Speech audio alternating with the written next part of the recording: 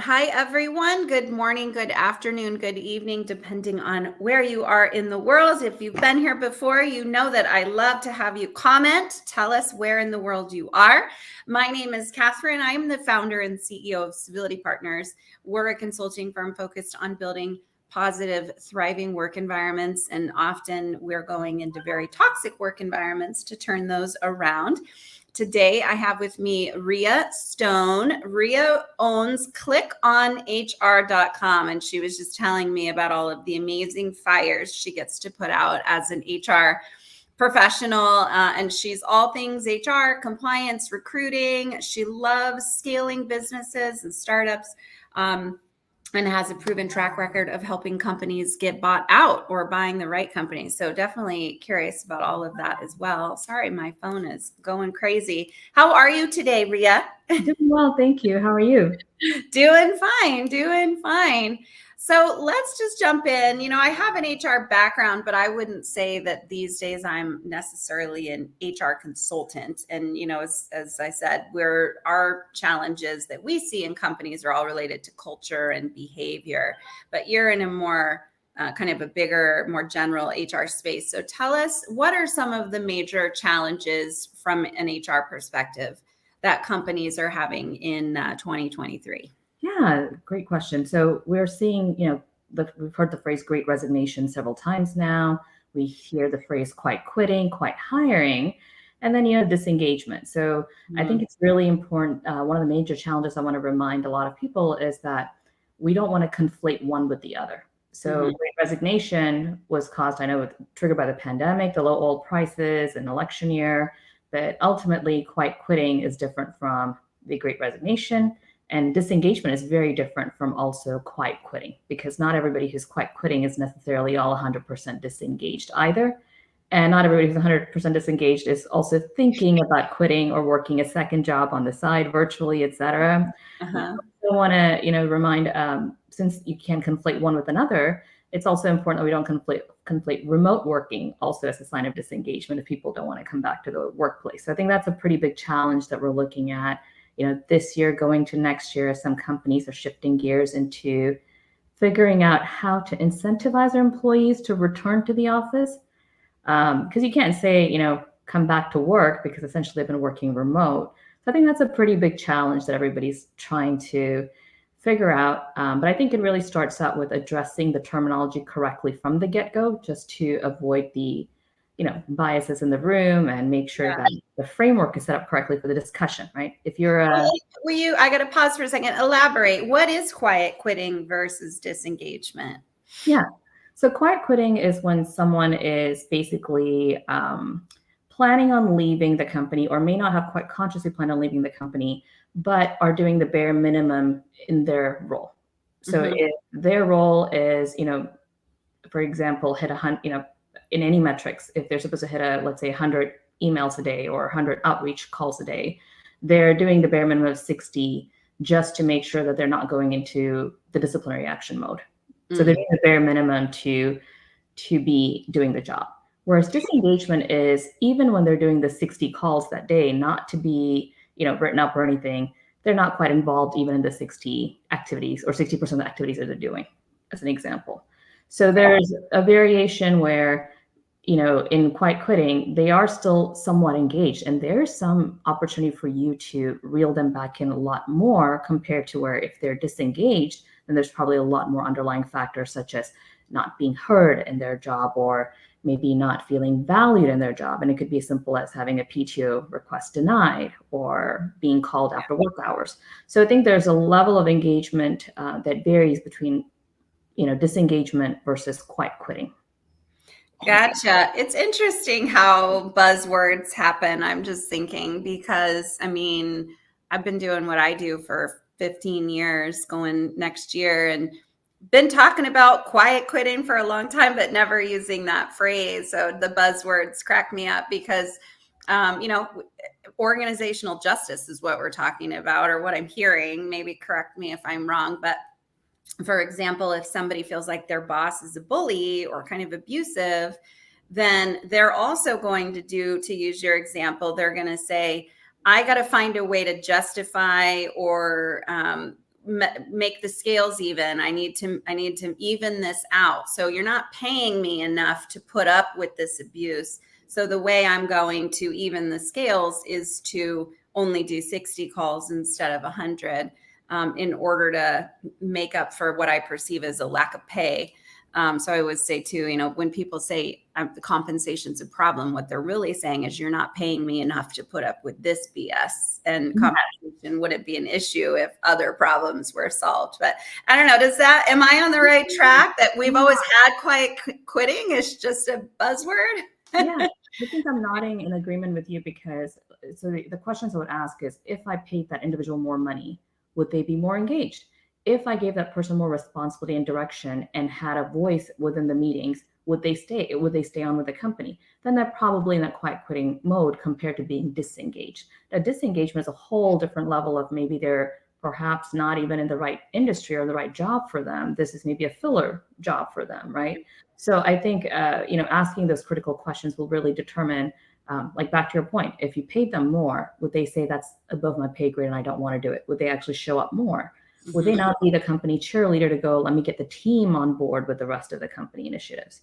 And that's where the quiet quitting tactics, if you're recognizing certain things, then I would, figure out if this person is in that group being potentially quiet quitting, and what are some things I can do to get them out of that mode. So how do you figure out where people are sitting on this scale of being super engaged to disengaged or quiet quitting? Yeah, I think asking the right questions. So let's say I'm having a conversation with an employee, and the employee goes, makes comments like, "Hey, I think that's above my pay grades. I just never really dabbled in it," right? Or if they're given the feedback, "Well, I think I really want you to work on advanced Excel skills," and they go, well, that's a lot of time out of my own personal time.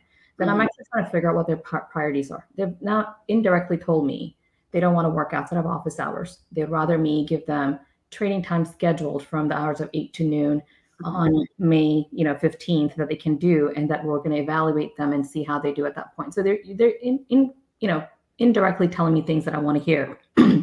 Excuse me, that I can actually set up a proper plan for them to help them stay on with the company. And I think this is so important, because it is so much more easier to retain an employee and develop them in-house than to lose an employee and bring in somebody from outside and just restart from scratch all over again. Right. The value and the benefit of it is just, it's starkly, just so much more expensive overall, just from an emotional standpoint and also from a physical standpoint, and from a financial standpoint, all of the above. It's easier to retain an employee. So I think you're going to have to look for what they're saying, what they're not saying, really figure out that we work, or recognize that we work with a diverse group of personalities. So not everybody's going to be outspoken. So you have to listen for what they're not saying. Okay. And you have to train managers on how to listen for those things, right? And I think that's, we can all agree, managers don't get enough training. The ones that do are often getting training on performance conversations, and they're not being trained in these nuanced people stuff that would make it way better. Correct. Yeah. I think there's a lot more to the emotional intelligence piece, and it's such a broad topic, where they're not really diving down or developing the trust and the relationship with that person to feel comfortable for them to say, those things that they're not going to actively and consciously say to you in an email, because not everybody is going to be vocal or expressive in what they want. Right. So we have a question from Clay's hitting at what we're saying here. How do you suggest getting feedback from the quiet employees who don't fill out surveys or aren't vocal? So one tool is to listen carefully, but we know that a lot of managers don't know how, or even know that that's part of their role as a manager, right? So what are some other suggestions for an HR professional, for example, to figure this out? Yeah, scheduling the one-on-one actively on an ongoing basis would be helpful. Also see if perhaps once a year you're able to do anonymous feedbacks instead of just, getting feedback with their names and titles and roles on it, because if they're really that quiet, it's hard for them to even build the trust from the get-go. So having the one-on-ones will maybe build some of the trust. Maybe offering anonymous surveys may also build some of the open communication platform for them to share the feedback. Mhm. But if they're naturally very, again, as I mentioned, you don't want to conflate one with the other. Just because they may be very quiet and non-expressive doesn't mean that they're not engaged in their job. So I would really look for what is the level of engagement on the job and performance-wise. And if Mhm. they're one of those employees that does really well in their jobs, but they just don't like the kudos, and that's why you think that they're non-expressive, like figure out what you would consider your level of engagement, might be, or what you think might be non-expressive in your terms versus an average person. Maybe Yeah. you think they're expressive, but you may see it as non-expressive. So there's different ways of approaching it. And if end of the day, have you offered that open door policy, Yeah. right? If you Yeah. have, then it's up to the employee to come forward. But keep encouraging them. The positive reinforcement is going to really help them. So the first time they speak up, keep reinforcing that, going, I'm so glad you told me this. I would love to hear more. Hopefully in about 6 months, they'll get there. It's no different from anything else we deal with in this world. The repetition of, so glad you spoke up. Let's hear Yeah. more. So doing stay interviews and then being thankful when people share. And I talk about that in my manager training on harassment prevention. If an Mhm. employee tells you something, the first thing you got to recognize is that they're getting vulnerable with you, and so to acknowledge that. And I think it doesn't Mhm. have to be that they're reporting harassment, anything. It could be, I'm feeling dissatisfied, and your answer should be, wow, I'm sure that took a lot of courage to say Right. that to me. I'd love to talk about it. So I love that. Well, thanks, Lalina. Hopefully I said your name right. She says, I completed an HR course of Catherine's and it was amazing.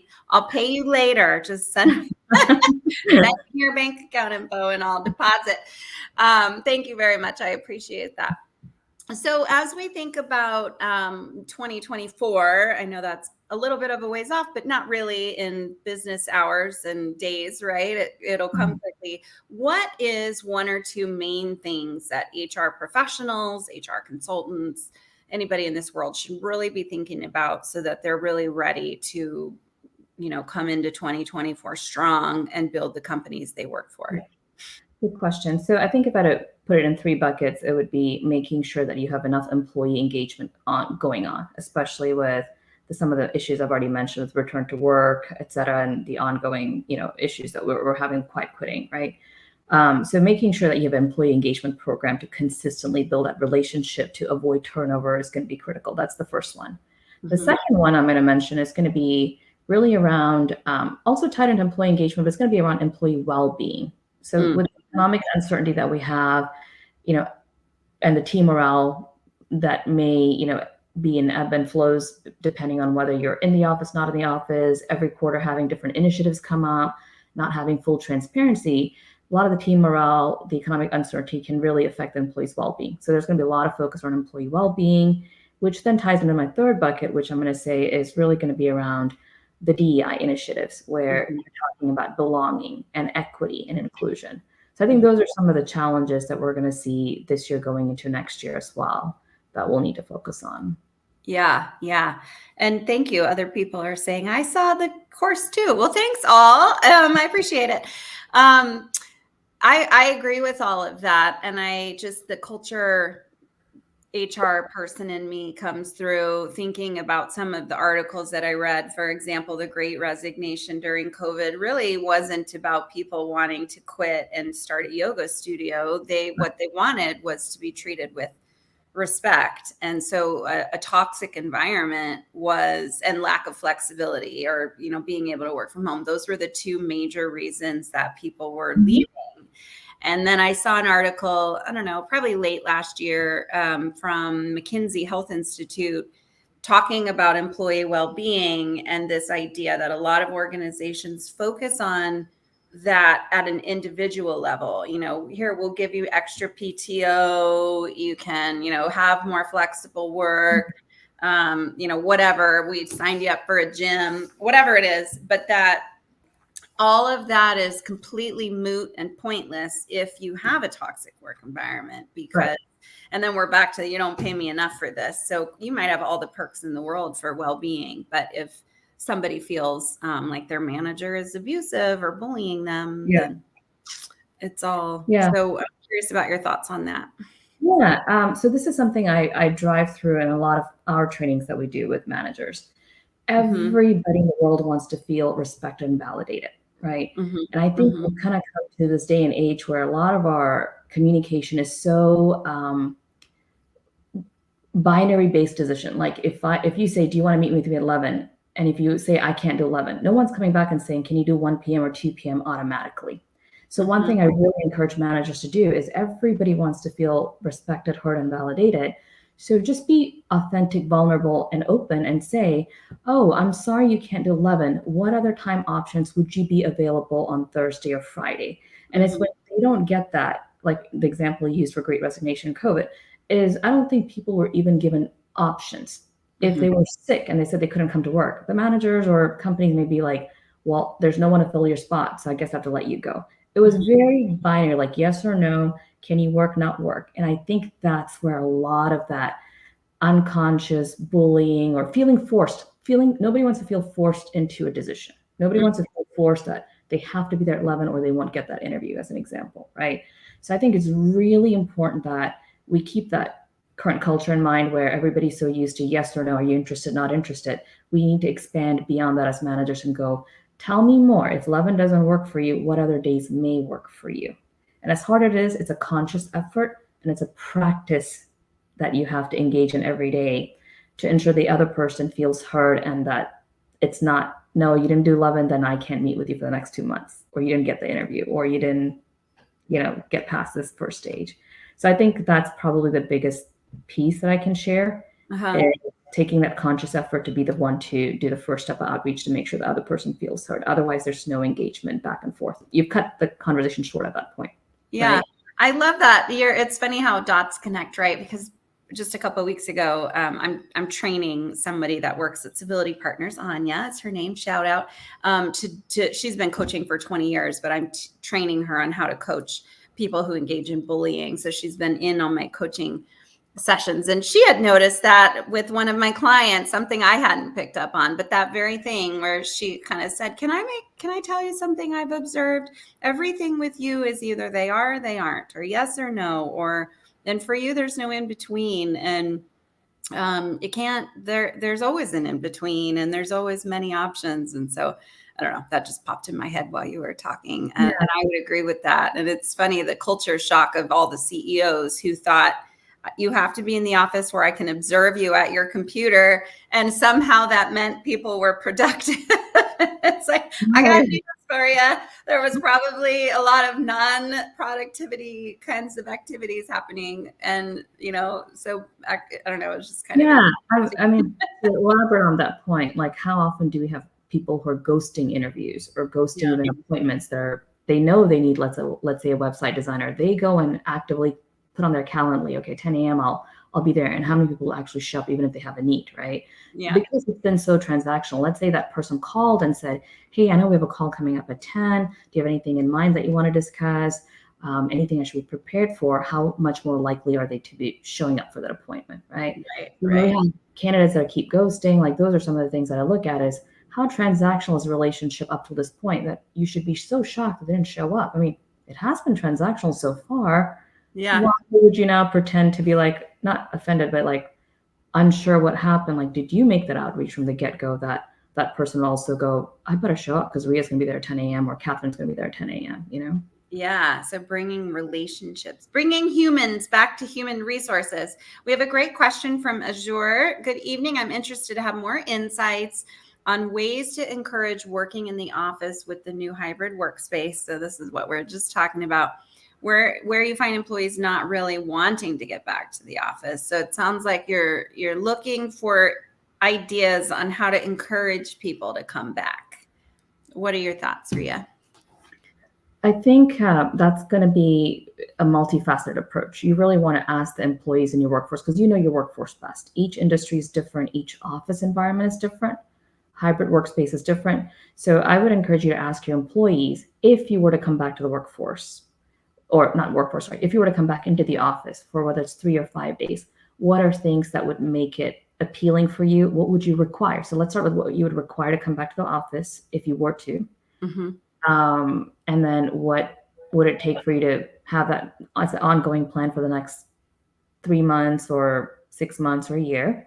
And make sure you preface that by saying, this is because we want to see what makes best sense for you. This is an employee-centered culture, so we want to make sure this is for you. So please give your honest and open feedback. That we can't create something for the entire team that would be beneficial to you. So make sure you preface that and then ask them, see what they come up with, because everybody wants to feel heard, as I mentioned. So depending on what they come up with, you may be able to customize different things in different departments. So let's say it's the accounting department. Could they come in Monday, Wednesday, Friday, and the other half of the team comes in on Tuesday and Thursday? So each department may not be necessarily stuck to the same hybrid schedule or office schedule. Maybe the IT department is just going to work 100% remote, right? Also think about other things with your management team. Maybe they don't have enough office space for everybody to come back at the same time. Maybe not everybody wants a desk share. Right. There are some roles that may be something you could outsource, or even if you didn't outsource, be kept 100% remote. Sorry. So if it's a business analyst position, what would, if they're not client interfacing or employee interfacing, is it even beneficial for them to come back? So I think hearing everybody's feedback would be very helpful before you design. And then when you roll it out, it's important that you also, once again, preface by saying, we've heard from everybody.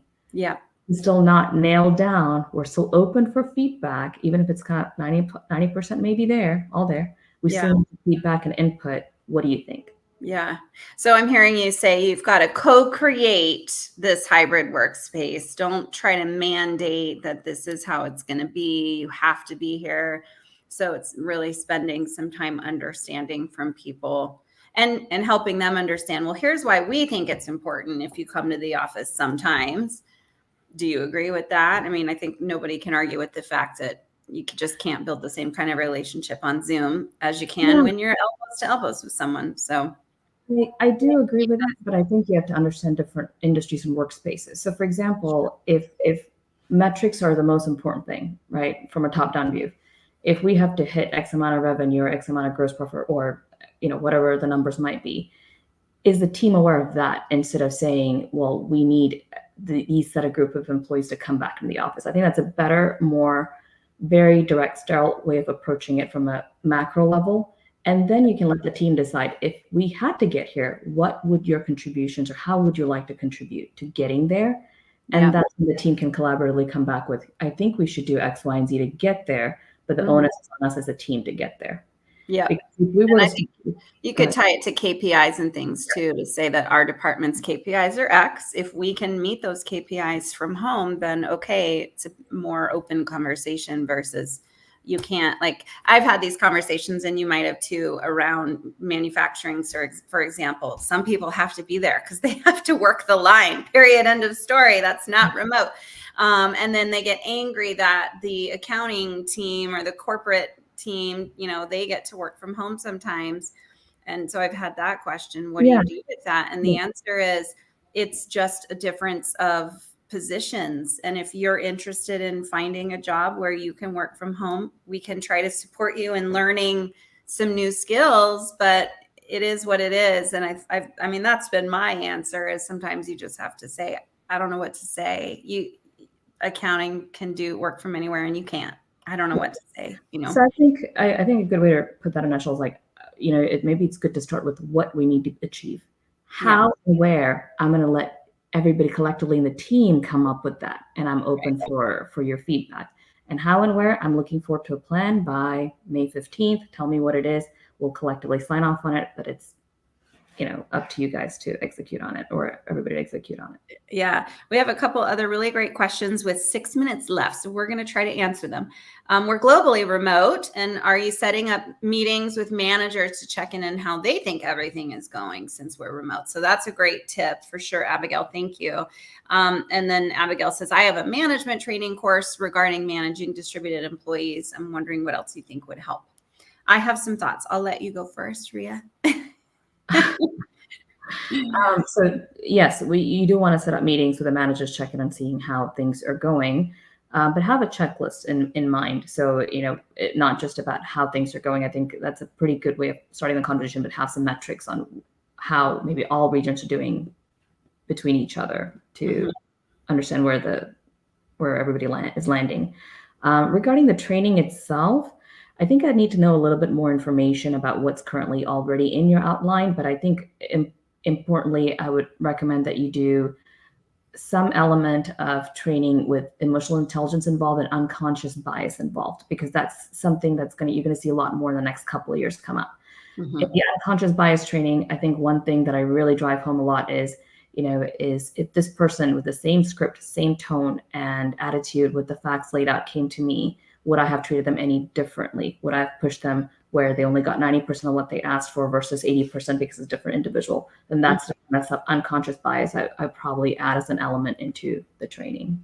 Yeah, I would 100% agree with that, that making sure your manager training isn't just kind of the technical pieces, but focuses on the relationship building part, because that's the hardest part. You can have a performance conversation, for example, on Zoom, easy enough, but the building that relationship is a key piece. And then I would also add, training does not solve problems, period, end of story. We get asked to do training all the time to solve a problem, and our answer is always, well, what else? How are you holding people accountable? So I would say, Abigail, whatever's being taught in that course, is there accountability in place? So for example, if the course suggests that managers have one-on-ones with their team members once a week just to touch base, are they actually doing that? And can you measure that so that it becomes part of how the manager is measured in their performance?